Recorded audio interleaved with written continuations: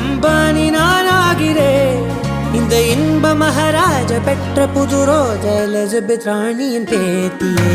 தாயே தாயே மகளன வந்தாய், தந்தை சிந்தை நலமுற வந்தாய்.